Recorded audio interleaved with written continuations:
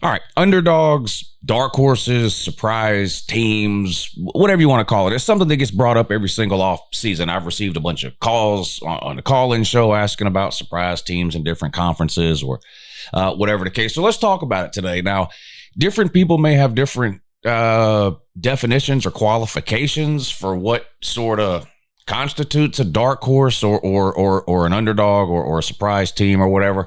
So I figured what we do for the purposes of this video is pull up one of these sites that's got all the odds on it. So I'm using FanDuel. It's just happened to be the one I picked. I don't do any work with FanDuel. And we're going to go through it, and we're going to try to pick some surprise teams, dark horses, underdogs, whatever you want to call it. Now, in order to have sort of a clear definition of what we're doing here, for the national championship and then the conference winners. For the national championship, we'll say the top 7 or 8 teams, those aren't dark horses or underdogs. In other words, let's just look at the list here. And again, this is on FanDuel.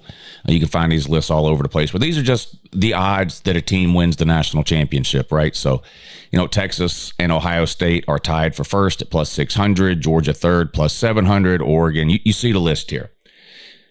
So while there might be some people out there that think Penn State's terrible, I believe me, I hear from y'all all the time. James Franklin doesn't know what he's doing and Penn State's terrible. What you really mean is that Penn State's the third best team in the Big Ten, and that's shown on this list here. I mean, they're behind Ohio State and Oregon.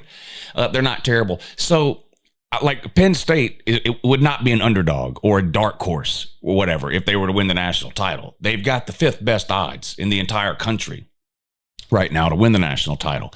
Alabama's below that, then Notre Dame, and then Clemson, then LSU. This is where I'm going to draw the cutoff at. I'm going to draw the cutoff at LSU, okay? I think you can make reasonable arguments for anybody LSU or higher to win the national championship. Again, I'm not saying I think LSU's going to win it, or Clemson, or Notre Dame, or Bama, or Penn State, or anybody on this list, but we got to draw the line somewhere and come up with a sort of uniform definition or a guideline for the purposes of this video, which is trying to find a quote-unquote underdog, dark horse, or surprise team that can do something, in this case, win the national championship. We're going to move to the conference championships in a minute, which I actually think is a lot more fun to do than the national championship, because I'm going to be completely honest with you. I don't think anybody below LSU has any chance to win the national title. None. I know upsets are fun. We love upsets. We love surprises. Sort of American culture loves to root for the underdog. I get all that. And who knows? Obviously, I could be wrong. But I don't think anybody below LSU on this list has any chance to win the national title this year. Literally as close to zero as you can get without actually being zero. There are some good teams here. It's not like these are terrible teams. Tennessee, Michigan, Ole Miss, Miami, I think could make the playoffs this year. South Carolina, Oklahoma, Florida's on the list at plus 4,500. I just don't think anybody below LSU's got a shot. So what I'm going to do, first, you want a surprise, try to find somebody below LSU. How many teams is that? Let's see. 1, 2, 3, 4, 5 gets us to Penn State. 6, 7, 8, 9. So the season hasn't even started yet, and I've pretty much got it narrowed down to 9 teams to win the national title. And honestly, I could probably narrow it down even more, because there's a few teams in here that I don't think are winning the national title. But anyway, is there anybody on this list below the 9th team, which is LSU, that you think has anywhere close to even a 20 or 25% shot of winning a national championship? Ole Miss, I mean, they didn't make the playoffs last year. They were 1 game away at 9-3. They lose an absolute ton off of that team, which is a theme there because they're so heavy in the portal. Now, Lane Kiffin is kind of the poster boy for how to strike gold in the portal. He has an extremely high hit rate on players he gets out of the portal, and they're going to have to do that again if they want to be even as good in 2025 as they were in 2024, which wasn't good enough to make the SEC championship game of the playoffs. In order to win the national title, they have to actually be better than last year. And this seems like just a little bit of a reset year for Ole Miss to me. So I just don't know there. Michigan ended the year hot with wins against Ohio State and Bama, but 7-5 in Sharon Moore's first year, right? They got a brand new quarterback this year, probably a true freshman in Bryce Underwood. They play at Oklahoma early in the season, Ohio State at the end of the season, several big, tough Big Ten games in between there. all kinds of distractions going on around Sharon Moore with the never-ending Connor Stallions deal. I find it hard to believe Michigan's getting ready to embark on a national title winning season. Tennessee, kind of the same things I said about Ole Miss, I feel about Tennessee. Not necessarily the portal side of things, but it seemed like last year was maybe a peak for Tennessee. Not that they can't ever get better. That's not what I mean. It feels like this season for Tennessee may not be as good as last season for Tennessee. And last season for Tennessee, although good enough to make the playoffs, they didn't even play in the SEC championship game, and they, of course, got blown out by Ohio State in the first round. It seems like Ole Miss that Tennessee is set to maybe take a small step back in 2025. So I mean, I don't have any faith or confidence in their ability to win a national title this year. Texas A&M, this is probably the first team we've come to where, while I would be completely shocked if they won the national title, I go, well, maybe. Mike Elko, I think, overperformed in his first year at Texas A&M last year.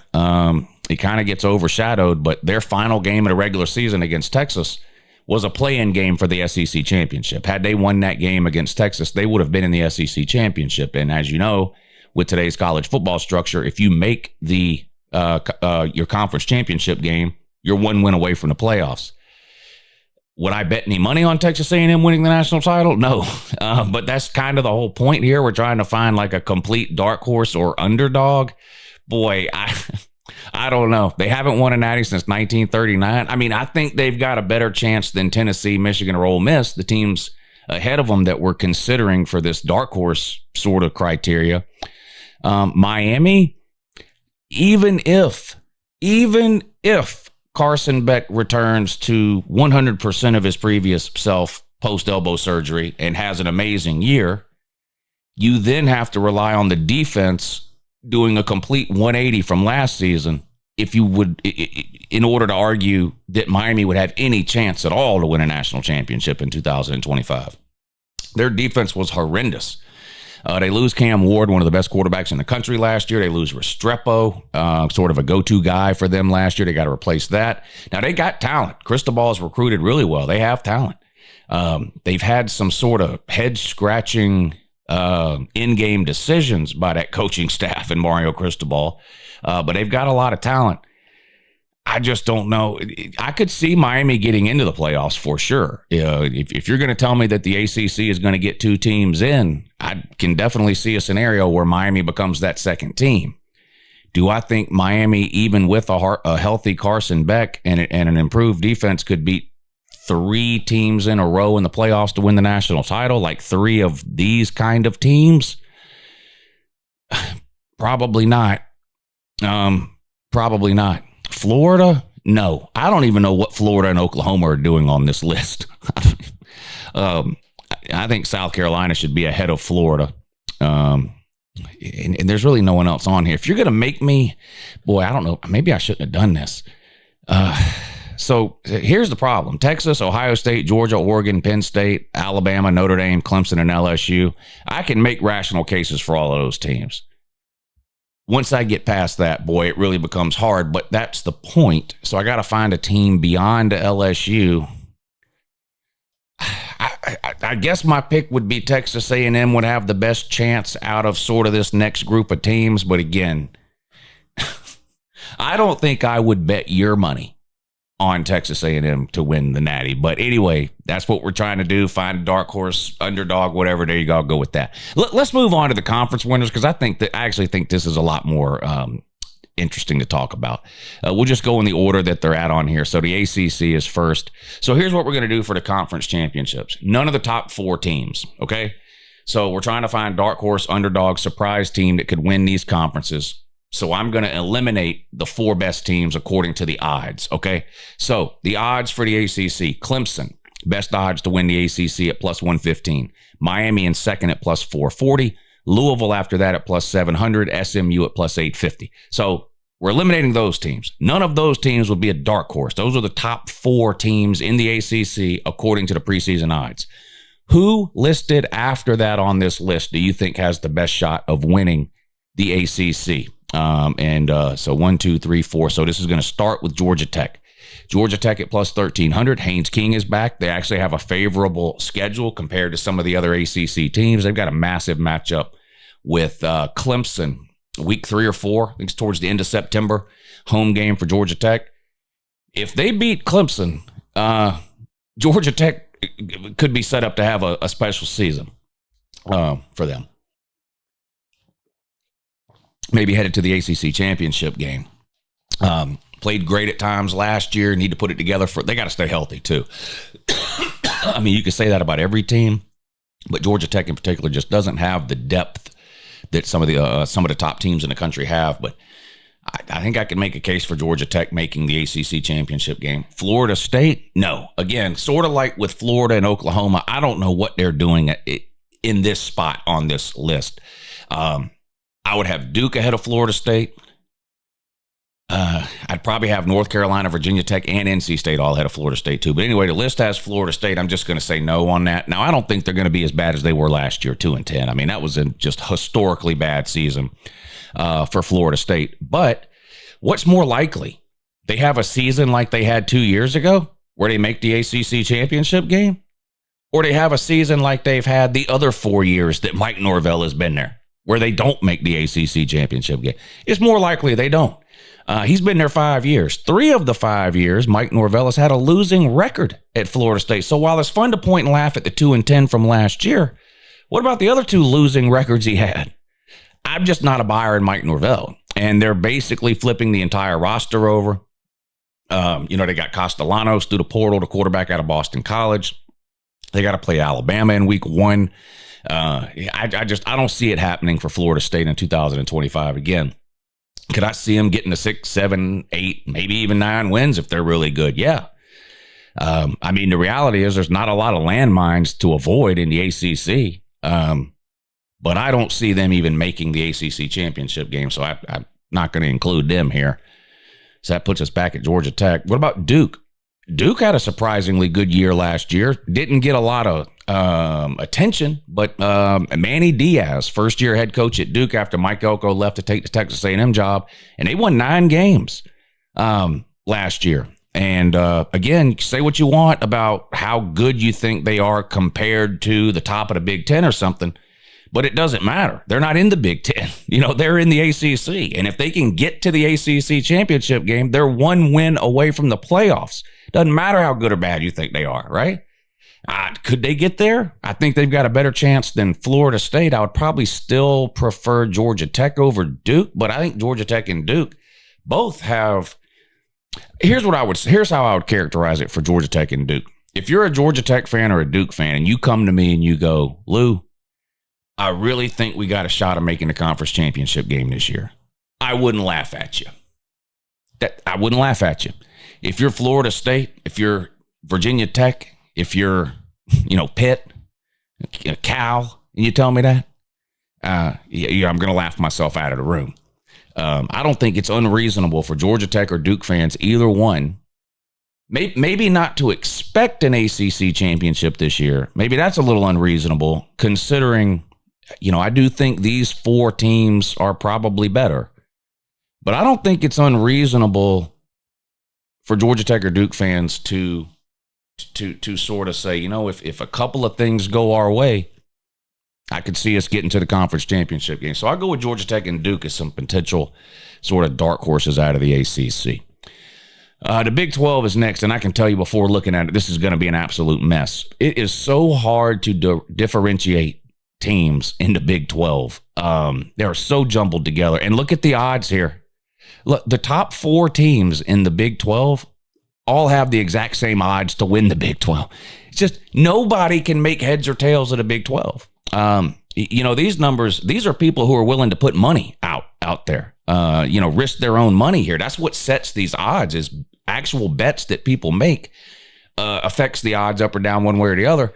And when you pull up a conference and you see 4 teams tied at the top of the list with the exact same odds, that tells you that, even people who do this for a living, they can't tell who's going to be the best team in the Big 12. Remember last year, who's last on this list this year in the Big 12? Dead last is Arizona. You know who was dead last right here last year at this time? Arizona State. And they won the whole damn thing. The Big 12, I mean. They didn't win the Natty. They made the playoff. They won the Big 12 and made the playoffs. And they were dead last to win the Big 12 heading into the season. So maybe you just don't even have to talk about the Big 12 and you just pick Arizona as your surprise team since they're dead last this year. I'm not going to do that. But the point is, it's nearly impossible to handicap the Big 12. Just looking at the teams that are on the screen right now, I wouldn't be any more surprised if TCU won the Big 12 than I would be if Kansas State or one of these top 4 teams won it. It wouldn't surprise me any more or any less. Iowa State has the 9th best odds to win the Big 12. In my mind, they're one of the favorites. It's a complete mess. But we're going to stick to our rule here, and we're not going to pick any of the top 4 teams as our surprise or dark horse team from a conference. So that eliminates Kansas State, Texas Tech, Utah, and last year's champion, Arizona State. So beyond these 4 teams, who does Uncle Lou like with a chance to make or win the conference championship game? Actually, not Baylor. I'm surprised Baylor is here. Now, they did come on a little strong at the end of last year, but I've been disappointed overall in Dave Aranda. I like some of these teams below Baylor better heading into 2025 than I do Baylor. In fact, I see 3 teams in a row I like better: BYU, TCU, and Iowa State. I would give all 3 of those teams a better chance of making the Big 12 championship game or winning the Big 12 than I would Baylor. We'll start with BYU. Veteran team almost every single year because of the 2-year missionary thing that a lot of them do before they join again. Not their fault. I'm not even shitting on them by saying that. It's just the reality that they skew older because of that. They always have pretty good lines of scrimmage. I like their head coach, Hataki. If I'm saying his name right, I like him. And you remember last year they were what, 8-0, 9-0, something like that, right into the top 10. Now they collapsed, lost like their last 3 games of the season, and ended up not winning the Big 12. But couldn't they do something like that again? Possibly. TCU, where have you been? I don't even think I've mentioned the letters TCU since they lost in the national championship game a few years ago by 40 or 50 points, whatever it was.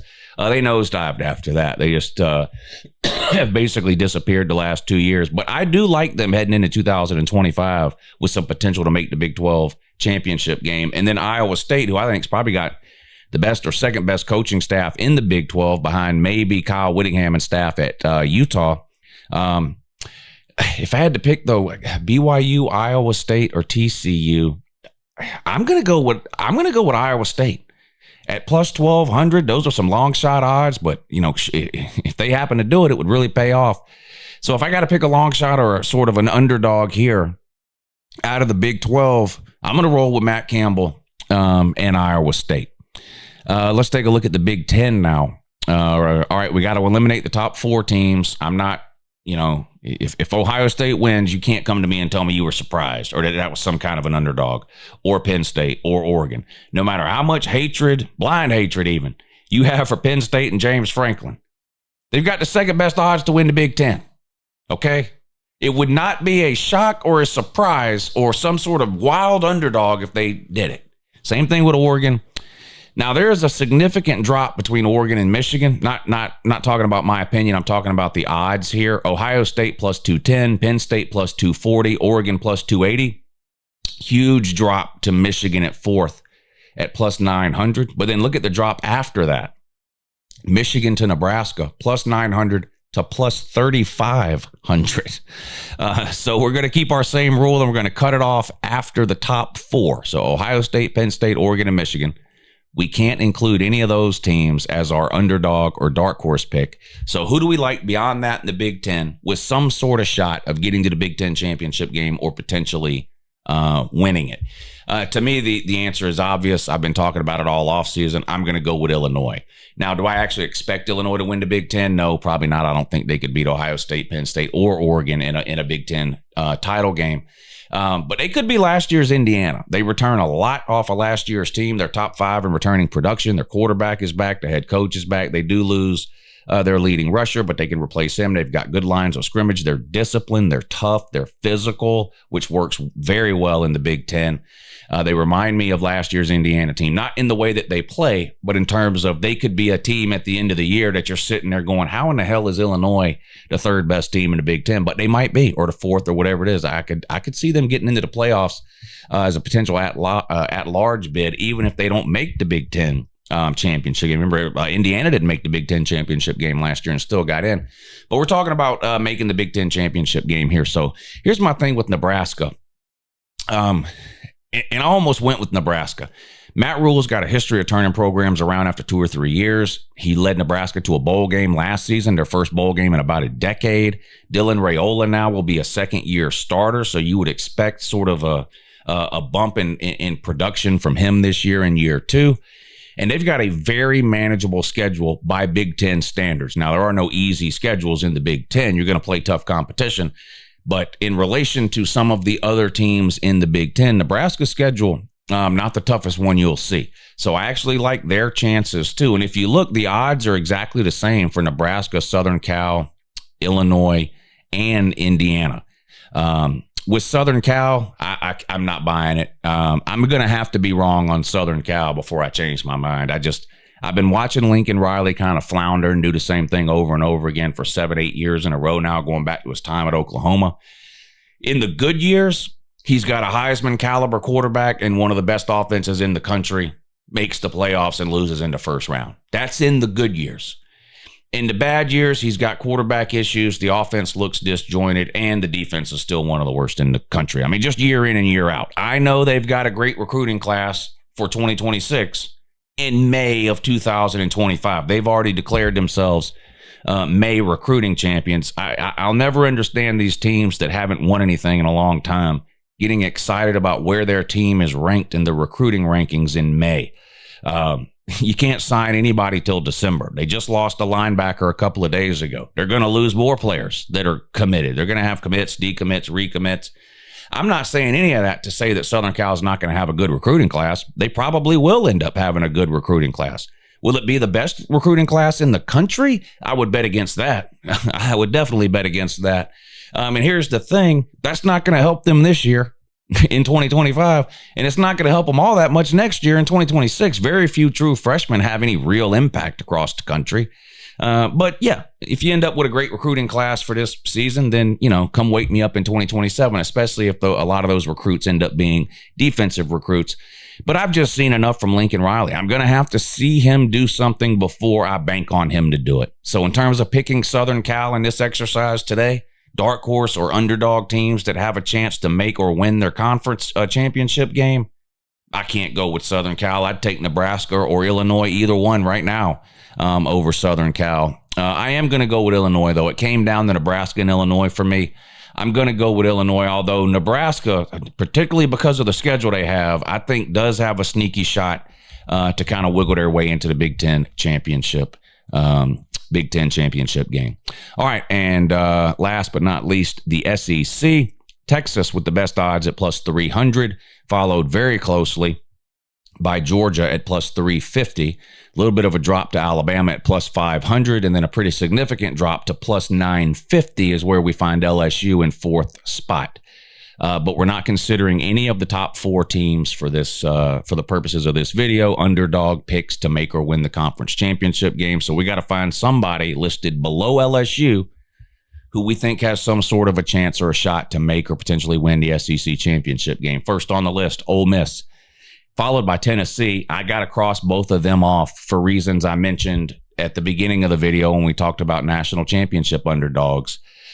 I think they both have good coaching staffs. I think both of those teams are in a better place, or actually both of those programs are in a better place right now than they've been in a long, long time. I don't see any scenario where either one of those teams has a 4 or 5 or a 6 win season anytime in their immediate future, which is a massive upgrade over where those programs have been in the past. So I'm not here to crap on them.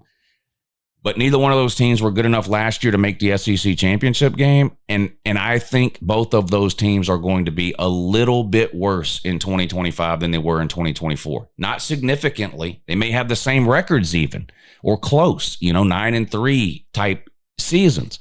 But both teams are losing their quarterback. Neither team recruits in the top 5 or top 10 every single year to be able to just replace pieces like that. Tennessee loses their best player on offense, running back Dylan Sampson, and their best player on defense, edge rusher James Pierce. They lost their starting quarterback on the last day of spring practice, Nico. And while we all applaud Tennessee for kind of putting their foot down, the reality is that makes Tennessee a worse football team, losing Nico. They've now got 2 guys on the team with 2 underclassmen with no experience at all, and a transfer they brought in from the group of 5, Joey Aguilar. So again, Josh Heupel's proven to be a pretty good coach there. They've got stability. I don't think they're going to have one of these 4-8, 5-7 type seasons like we've seen them have multiple times over the last 15 years. I also don't think they're getting to the SEC championship game. And same thing with Ole Miss. Too much turnover, too heavy in the portal. I think they'll be good. 8 wins, 9 wins in there. I can't see them making the SEC championship game. So that brings us to the next team on the list, which is Texas A&M. And I do think they have a shot. Remember, we talked about it. They were 1 win away from the SEC championship game last year. They played Texas the last week of the regular season, and had Texas A&M beaten Texas in that game, Texas A&M would have been in the SEC championship game, not Georgia. It would have been a rematch. It would have been Texas A&M versus Texas in the SEC championship game had Texas A&M beat Texas instead of Texas versus Georgia. So it would have changed everything. So they're 1 win away, and that was in Mike Elko's first year in College Station.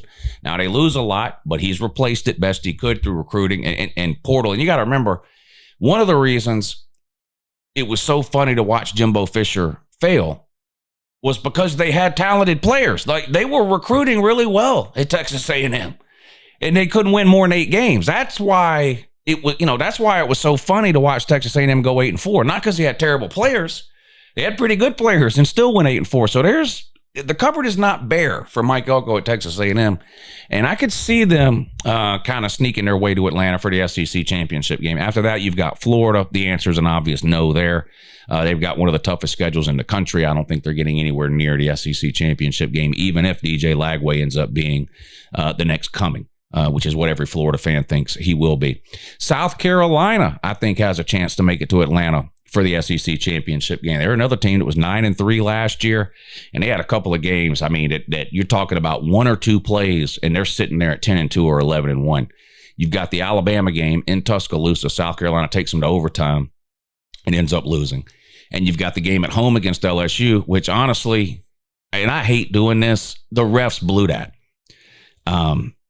The refs just completely blew that. Now, to be fair to LSU, South Carolina should not have put themselves in a position, considering how they played in that game. They shouldn't have put themselves in a position late in that game where one blown call like that from the referees could hurt them that bad, but they did, and it did hurt them and ended up losing that game. But they were pretty good, and Lenore Sellers is back at quarterback. Nicholas Harbor on the outside. Well, he plays tight end, but they split him out a lot. I think he's going to have a breakout year. They got to replace running back and some defensive pieces.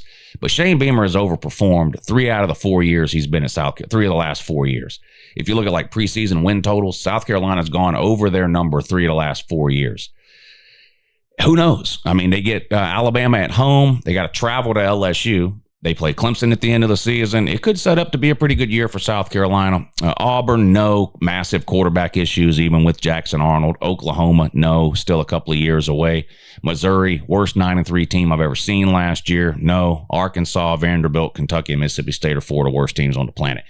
So, a couple of potential underdog teams out of the SEC that could make the SEC championship game. Texas A&M or South Carolina. Again, we're not including any teams in the top 4. That would not be an underdog. Any of these 4 teams making the SEC championship game should not be a surprise or a shock to anybody. They're the 4 favorites. So there you go. What do y'all think? Let me know who you think the underdogs are. Which sort of long shots would you go with, either for the national title or for whatever particular conference? Let me know in the comment section down below.